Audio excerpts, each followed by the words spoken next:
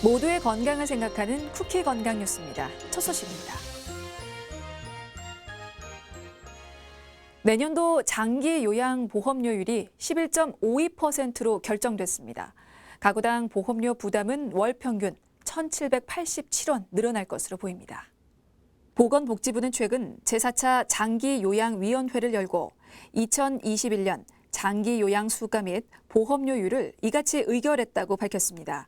이에 따라 세대당 월 평균 보험료는 올해 11,424원에서 13,211원으로 오를 것으로 예상됩니다. 노인 요양시설 이용 시 하루 비용은 1등급 중증 기준 7990원에서 71,900원으로 본인 부담은 14,198원에서 14,380원으로 오르게 됩니다. 우울증을 겪는 노인은 손떨림이나 근육 강직 등이 나타나는 파킨슨병 발생 위험이 30% 더 높은 것으로 조사됐습니다. 낙상 경험까지 있으면 그 위험은 더 커졌습니다. 서울대병원이 운영하는 서울시 보라매병원 신경과 연구팀이 만 66세 122만 3,700여 명의 자료를 살펴봤는데요. 우울증을 가진 노인은 향후 파킨슨병이 나타날 위험이 약 30% 증가했고, 특히 우울증과 함께 낙상 경험이 있는 경우 발병 위험은 무려 66%까지 커졌습니다.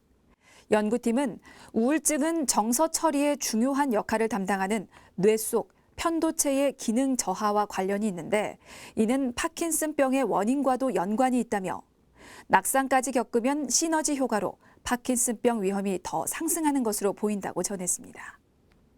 뇌 아래쪽부터 가슴 윗부분 사이 기관에 생기는 암인 두경부암 환자가 최근 4년 동안 19% 증가한 것으로 나타났습니다. 환자 대다수는 50대 이상이었습니다.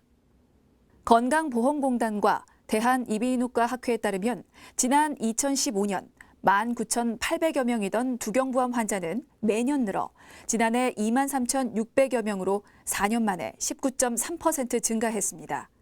지난해의 경우 50대 이상 환자가 전체의 88.4%를 차지했고, 성별로는 남성이 78.9%로 여성보다 3.7배가량 많았습니다. 대한이비인후과학회 측은 두경부암의 가장 흔한 발생 원인이 흡연이라며 금연과 함께 과도한 음주를 피하고 적정 체중을 유지하는 것이 바람직하다고 강조했습니다. 장내 미생물 활동에 영향을 주는 유산균을 통해 비알코올성 지방간 환자의 간내 지방량과 중성지방을 떨어뜨릴 수 있는 것으로 분석됐습니다. 노원을지대병원 소화기내과 연구팀이 비알코올성 지방간 환자 68명에게 석 달간 유산균과 위약을 투여했는데요. 그 결과 유산균을 복용한 환자 그룹에서 체중과 전체 지방량이 줄었습니다. 또 대조군과 비교했을 때 간내 지방량은 2.61%, 중성지방도 평균 34ml/dL 감소했습니다. 연구팀은 지방간 환자는 식이요법 등으로 지방량을 줄이는 게 일반적이었다며 이번 연구를 통해 유산균의 효과가 객관적으로 입증됐다고 설명했습니다. 5차례 이상 출산 경험을 가진 여성은 한 번만 출산한 여성에 비해서 치매에 걸릴 위험이 47%까지 높아진다는 연구 결과가 나왔습니다. 분당 서울대병원 정신건강의학과 연구팀은 한국을 비롯한 11개 국가의 60세 이상 여성 14,700여 명의 자료를 분석해 이 같은 사실을 확인했다며 5회 이상 출산한 여성은 심장질환, 뇌졸중, 당뇨병 등 치매 가능성을 높이는 질환이 동반될 확률이 크다고 전했습니다. 연구팀은 출산으로 인해 신경세포가 모여있는 뇌 회백질의 크기가 줄고 뇌 면역세포 수와 밀도도 감소하는데 이는 치매 위험을 높이는 요인이 된다고 덧붙였습니다.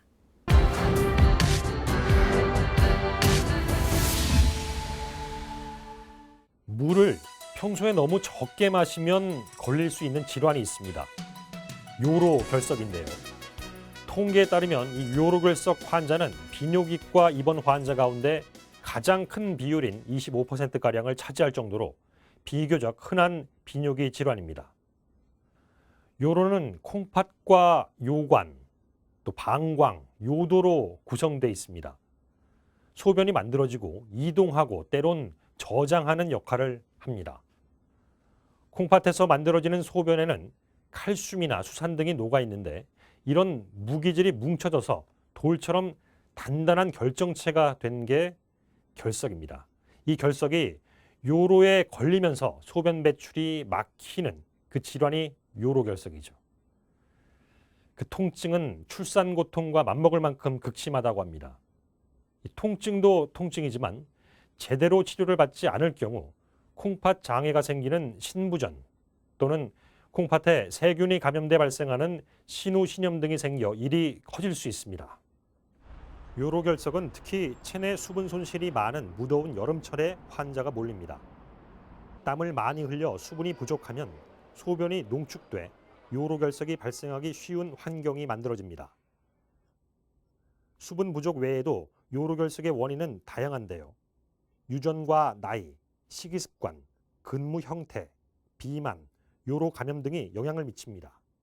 가족 내력이 돌이 계속 잘 생기신다든지 아니면 어떤 특정한 연령대, 뭐 예를 들면 한 30대에서 한 50대, 그리고 어떤 성별이라면 남자들, 그리고 어떤 평소 생활 습관이 좀 물을 덜 먹는 그런 생활 습관, 뭐 밖에서 일을 많이 하신다든지 이런 뭐 땡볕에 밖에서 뭐 근무를 많이 하시면은 훨씬 많이 생기는 걸로 알려져 있고요. 그리고 평소 생활 습관이 뭐 고기를 많이 먹는다든지, 그다음에 너무 짜게 먹는다든지 이런 생활 습관들도 영향이 있고요.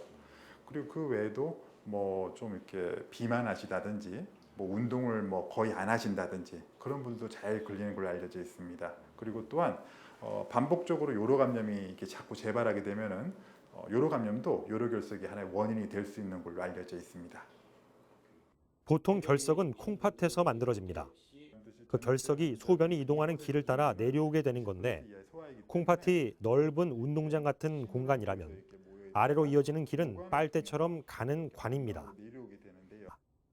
이 관을 통과하면 다행이지만 통과가 안 되고 꽉 끼게 되면 소변이 막히면서 콩팥을 싸고 있는 막이 점차 늘어나 급격하고 극심한 옆구리 통증을 느끼게 됩니다.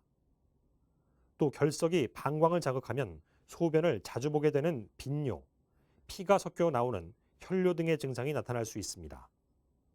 심한 경우 콩팥 기능 이상도 초래할 수 있습니다.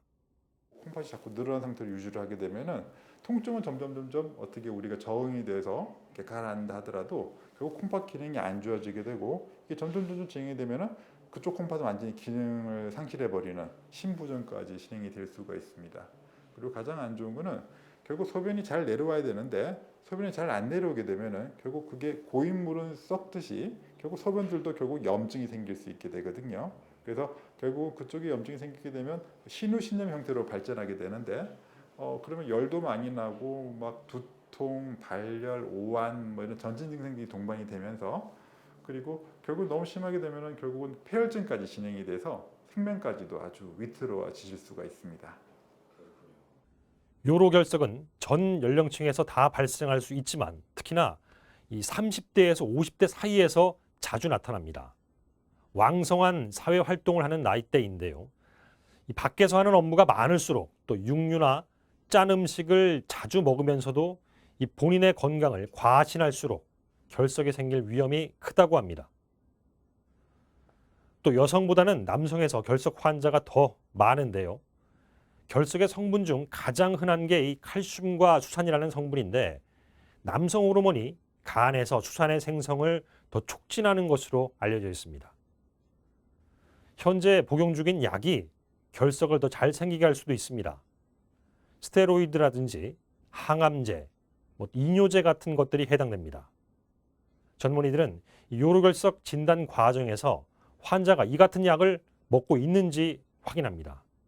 이어서 혈액 검사, 소변 검사 등을 진행합니다. 혈액이나 소변을 통해 환자의 상태를 파악했다면 엑스레이 촬영과 CT 검사도 가급적 빨리 시행하는 게 좋습니다. 정확한 결석의 위치와 크기, 모양을 확인해 어떤 치료를 어떻게 적용할지 결정해야 하기 때문입니다. 결석이 작거나 소변 배출이 안 되는 요로 폐색이 심하지 않다면 결석의 자연 배출을 기다리며 약물 치료를 합니다. 자연 배출이 어려운 경우에는 몸 밖에서 충격파를 발사해 결석을 잘게 부수는 체외 충격파 쇠석술을, 결석이 너무 커서 수술이 필요한 경우에는 피부를 뚫고 방광을 거쳐 콩팥으로 밀어넣은 내시경을 이용해 제거술을 하기도 합니다. 요로결석은 요즘에 워낙 이제 의료기술이 발달이 되어서 뭐 웬만하면 다 이제 100% 가깝게 다 완치를 시킬 수가 있는데요. 근데 문제는 이제 재발을 잘한다는 게 가장 큰 문제입니다. 실제로 한 연구 통계에 따르면은 실제로 한번 요로결석에 걸렸던 사람들은 한 10년 정도가 지나고 나면은 한 50%에서 요로결석이 재발하는 것으로 알려져 있습니다. 그래서 한번 요로결석에 걸렸던 사람들은 재발되지 않게끔 꾸준한 정기적인 검사와 함께 생활 습관을 교정하고자 하는 그런 노력을 반드시 하셔야 됩니다. 요로 결석을 예방하는 가장 기본적이고 쉬운 방법은 물을 충분히 마시는 겁니다. 수분이 부족할 때 칼슘이나 수산 성분이 많은 시금치, 초콜릿, 땅콩 등을 먹으면 결석이 더 잘 생길 수 있습니다. 음식을 짜게 또는 육류 위주로 먹는 식습관도 자제할 필요가 있습니다. 더불어 고지혈증, 당뇨 같은 대사증후군이 있으면 결석 물질도 함께 증가하는데요. 규칙적인 운동과 체중 관리가 중요합니다. 칼슘은 결석의 원인 물질이긴 하지만 이 섭취를 과도하게 줄일 경우에 오히려 이 결석이 발생할 위험을 키울 수도 있다고 합니다. 적절한 섭취는 필요하다는 것이 전문의의 설명이고요. 다만 요로결석 환자라면 고용량의 칼슘 약제는 삼가는 게 좋습니다. 결석의 크기가 크면 당연히 제거하기가 어렵습니다. 적어도 이 결석 경험이 있었다면 주기적인 검사를 통해 재발된 결석이 너무 커져서 적기 치료 시점을 놓치는 상황을 피해야겠습니다. 결석은 있었지만 가족력이나 요로 감염 같은 위험 인자가 적은 사람들은 검사를 1년마다 한 번씩 받는 게 좋다고 하고요. 반면 스테로이드나 항암제 등의 복용을 중단할 수 없거나 위험 인자가 많은 사람은 좀 더 앞당겨서 6개월마다 검사를 받아볼 필요가 있다고 합니다.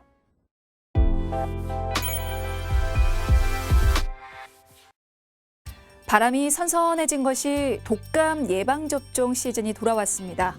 그런데 코로나19 상황에 이 코로나와 증상이 비슷한 독감까지 유행하면 의료체계 부담은 물론 방역 혼선을 불러올 수 있다는 우려의 목소리가 나오는데요. 그래서 올해는 무료 접종 대상이 크게 늘었습니다. 자, 관련해서 필요한 정보만 짚고 가겠습니다.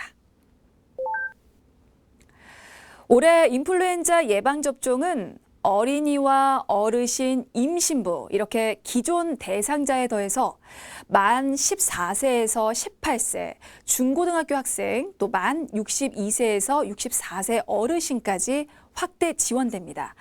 전 국민의 37%인 1,900만 명이 해당되는데요.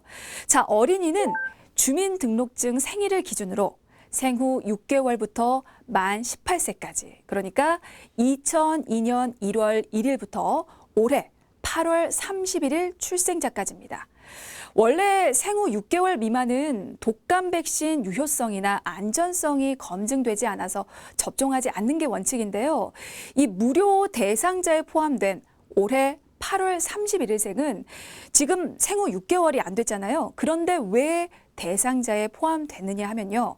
그 아기가 생후 6개월을 넘기는 시점이 내년 2월 말입니다. 그 이후 무료로 맞으면 된다는 의미에서 올해 독감 무료 접종 대상자에 포함이 됐습니다. 자, 이렇게 태어나서 처음으로 예방접종을 맞거나 작년에 한 번만 맞은 어린이는 독감 백신을 2번 접종해야 하고요. 이렇게 2회 접종 대상자는 생후 6개월에서 만 9세 미만의 어린인데요. 첫 번째 접종 후 4주 뒤에 이 2번째 접종을 받아야 완전한 면역력을 얻을 수 있습니다. 무기한 무료 접종은 아니고요. 9월 8일부터 내년 4월 30일까지 무료로 접종 가능하니까요. 그 기간도 꼭 살피시기 바랍니다. 자, 그 외에는 1회 접종 대상자입니다. 만 9세 이상 그리고 9살 미만이어도 과거 2번 접종을 마친 경우가 해당되는데요. 무료 접종 기간은 9월 22일부터 올해 연말까지입니다. 어르신은 만 62세, 그러니까 1958년 12월 31일 이전 출생자부터 해당이 되고요. 이 무료 접종 기간이 나이대별로 조금씩 다릅니다. 꼭 확인하셔야 되는데요. 만 75세 이상은 다음 달, 그러니까 10월 13일부터, 또 만 70세에서 74세는 10월 20일부터, 만 62세에서 69세는 10월 27일부터 맞을 수 있고요. 무료 접종이 끝나는 시점은 올 연말까지입니다. 이 시기가 지나면 돈을 내고 독감 예방접종 가능하니까요. 나이대에 따른 무료 접종 기한까지 꼭 기억해 두시기 바라겠습니다.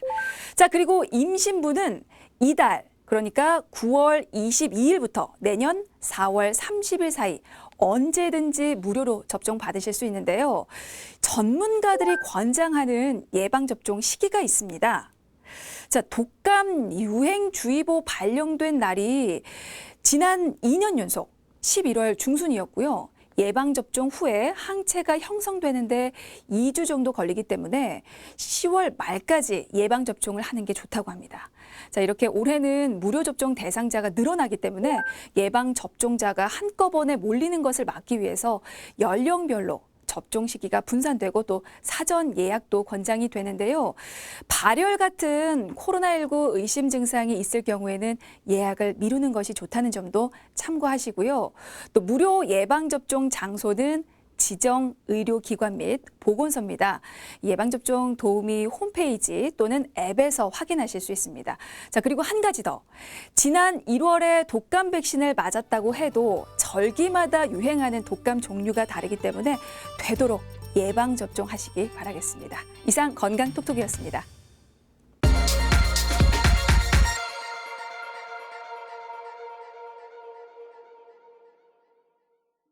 쿠키 건강 뉴스 마치겠습니다. 시청해 주셔서 고맙습니다.